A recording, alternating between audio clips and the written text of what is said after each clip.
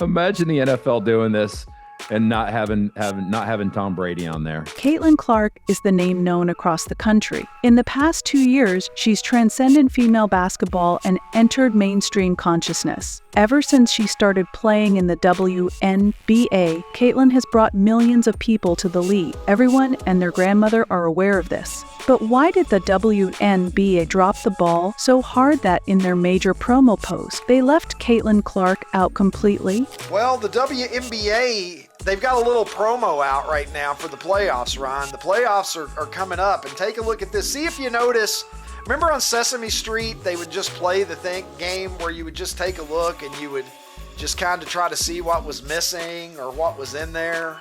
Why would a league forget the hottest player they ever had while trying to attract new viewers to their playoffs? Was this just an oversight, or is there more to this story? If you want to find out why the fans are accusing the WNBA of major disrespect, stick around until the end of the video. The drama kicked off when the WNBA released their playoff promo, showcasing teams that made it to the postseason. You'd think Caitlin Clark, the rookie who turned the league upside down this season, would be front and center, right? The NBA's official X account. The stage is set, 8 teams, there can only be one winner. Leave your predictions on who you have being crowned the 2024 WNBA champs.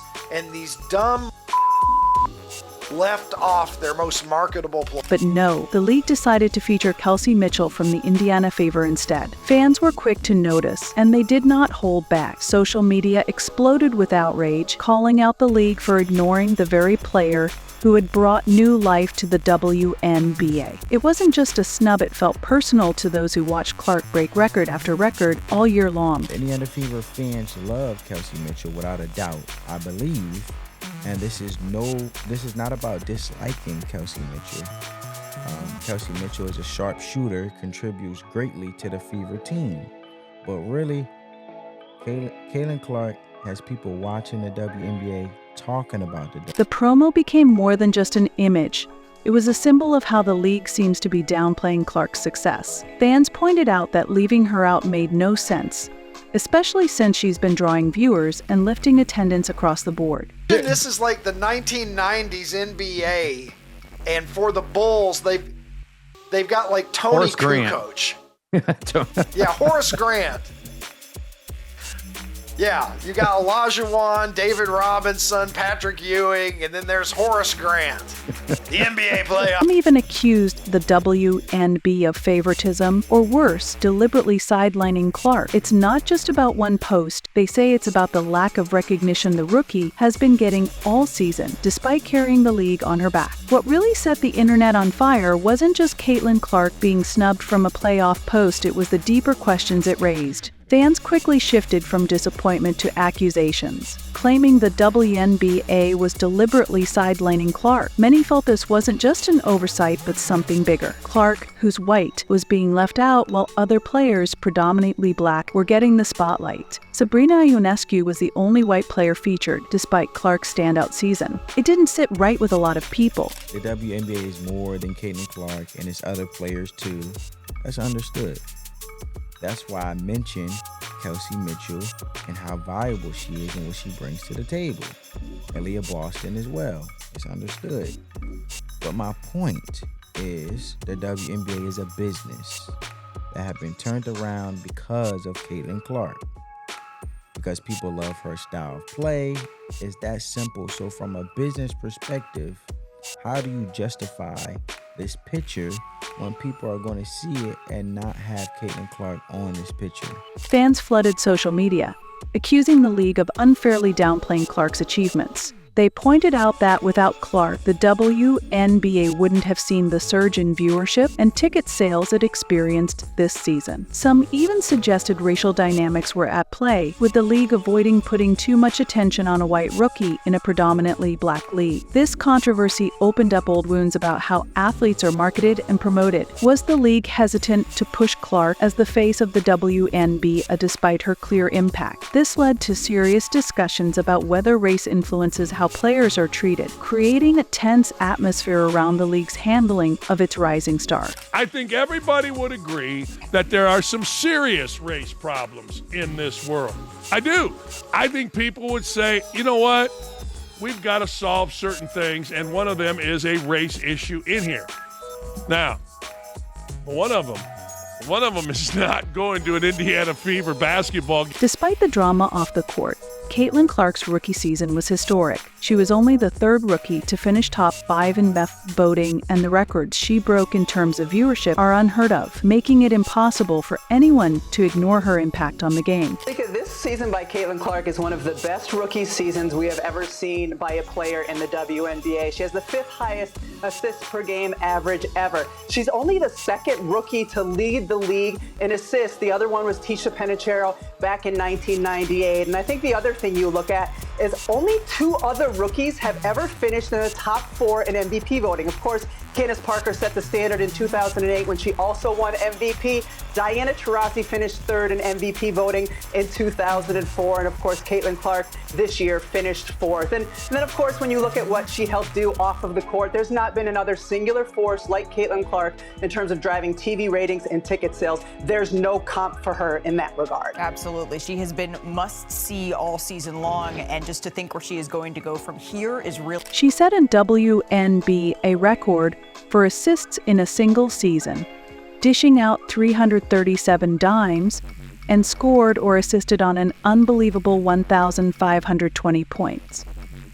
No rookie had ever put up numbers like that.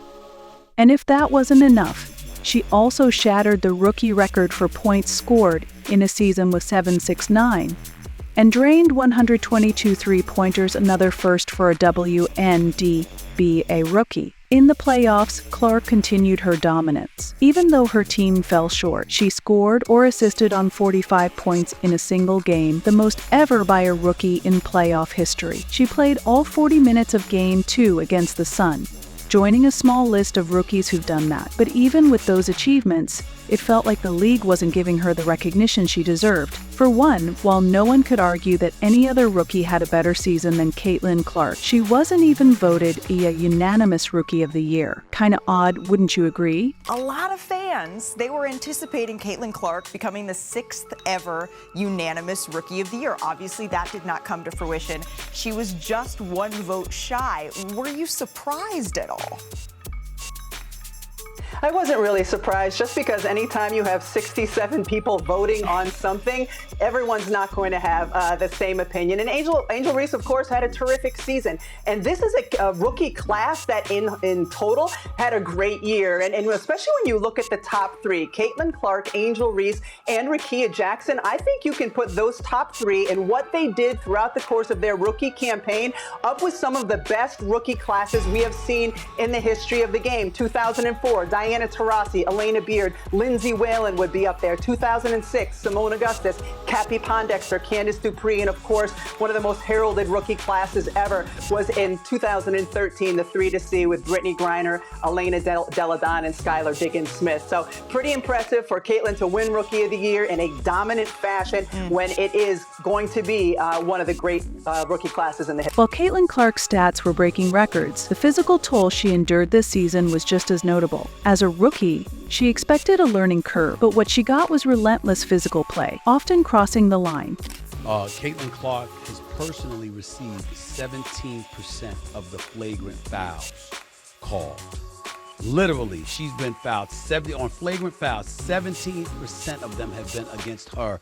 It wasn't just tough defense, it was like she had a target on her back. In fact, 17% of the WNBA's flagrant fouls this season were committed against Clark. Earlier in the playoffs, the controversy grew when DeJounte Carrington was accused of intentionally poking Clark in the eye during a game, leaving her with a bruise. Both players denied it was intentional, but that didn't stop the incident from becoming a hot topic, especially when the Sun posted a nail painting emoji on social media after their win, fueling even more speculation. Looks like the eye's better. Do you feel anything? Any pain issues? It feels good. It looks okay too, so I'm glad.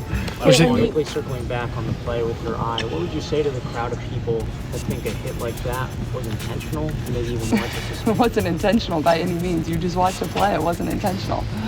All right, thank you. Didn't hit anybody in the eye. It doesn't even make sense to me. But no, I didn't. I didn't know I hit her actually. The physicality wasn't new for Clark, though. She'd been battling aggressive defenses all year, and the lack of support from officials left her and her coach frustrated. Coach Christy Sides publicly voiced her concerns about how Clark was being treated on the court, saying the officials weren't protecting her enough from the dirty plays. But how long could she keep taking hits without the proper protection? Fans started to worry, was the league doing enough to protect its rising star? With all the attention and drama, you'd think the WNBA would be all over this, making her the face of the league. But instead, she's been left out of key moments, which has fans frustrated. It's hard to ignore the impact she's had. And honestly, the league has some decisions to make. If they don't step up, they risk losing the star that's bringing in viewers, and Clark might just look elsewhere. What do you think? Is race a factor in all of this, or is it all just mere coincidence? Share your thoughts in the comments below, and don't forget to subscribe to the channel. Make sure to hit the notification button so you know every time we upload a new video.